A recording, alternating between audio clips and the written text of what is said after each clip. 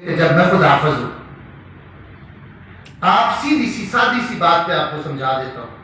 1973 के आयन के मुताबिक कादियानी जो है वो काफिर करार दिया गया है।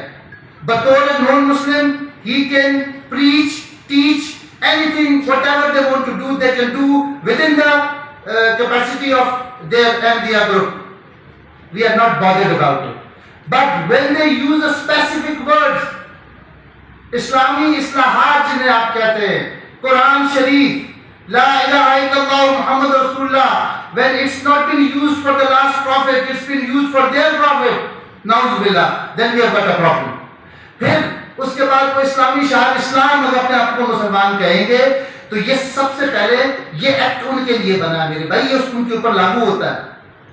आप देखें कि ये फैसला क्या है। अब उसमें जज साहब ये कहते हैं कि जी इसमें कुरान फाड़ा तो नहीं गया, there was no incident of deserting, defiled or damaging, यही कहा। वो भाई इसका inappropriate use is the biggest sin one can ever imagine. It's